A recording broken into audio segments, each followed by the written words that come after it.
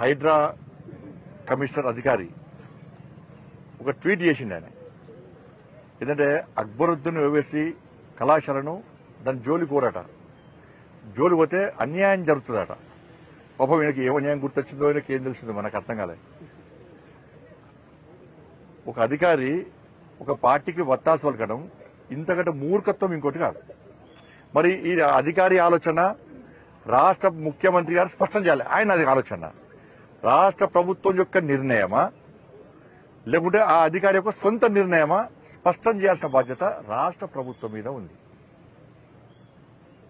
ఎందుకు అక్బరుద్దీన్ కు కొమ్ములున్నాయి ఏమన్నా? ఎందుకు ఇవ్వాలి ఎగ్జామ్షన్ వాళ్ళకు? వాళ్ళ మూసీ పరివారక ప్రాంతంలో చెరువులు శిఖంలు ఆ ప్రాంతంలో తెలియక కష్టపడి పోగు చేసుకున్న డబ్బులతోని చిన్న చిన్న గుడిసెలు వేసుకుని చిన్న చిన్న ఇళ్లు కట్టుకున్నటువంటి వేలాది గుడిసెలను ఇళ్లను కూల్చేసినటువంటి హైడ్రా అధికారులు ఈ తెలంగాణలోని కాంగ్రెస్ పార్టీ ప్రభుత్వం వాళ్ళ ప్రాణాలు కావు, వాళ్ళ ఆస్తులు కావు, వాళ్ళ విలువ లేదుగా. వాళ్ళేమో కూల్స్తారట, వాళ్ళకు నష్టం జరగదట, వాళ్ళ పట్ల మానవత్వం లేదట. వీళ్ళకు ఈ కాంగ్రెస్ పార్టీ ప్రభుత్వానికి అధికారులకు మానవత్వం లేదట. అక్బరుద్దీన్ ఓవైసీ కాలేజీలో మాత్రం 10,000 మంది స్టూడెంట్స్ ఉన్నారట. దాన్ని కూల్స్తే సల్కం చెరువులో ఉంది. అది ఇది నేను చెప్పింది కాదు. ఈ రాష్ట్ర ప్రభుత్వం సల్కం చెరువులో అక్బరుద్దీన్ ఓవైసీ కళాశాల నిర్మాణం జరిగింది అని చెప్పి రాష్ట్ర ప్రభుత్వమే స్పష్టం చేసింది. చేసినప్పుడు కూల్చాలనా లేదా మీరు చెప్పండి అన్న.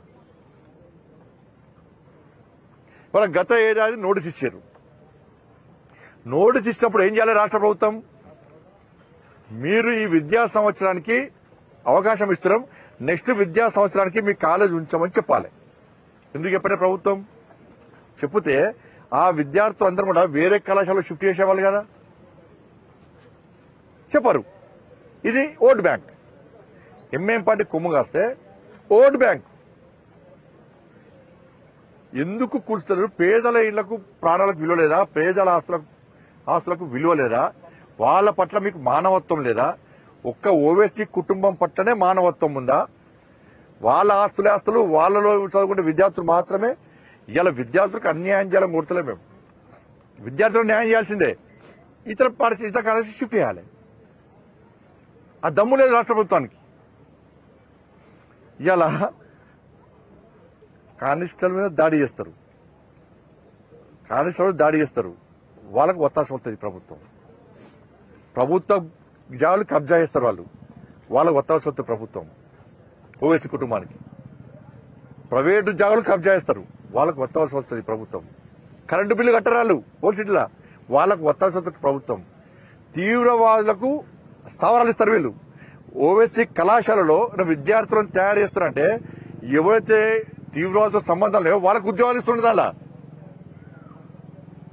ఇది నేను చెప్పింది కాదు. అరెస్ట్ చేసి తీసుకుపోయి ఇక్కడి నుంచి. ఇదెక్కిరి ఆలోచన తెలంగాణ సమాజం గుర్తించాలి.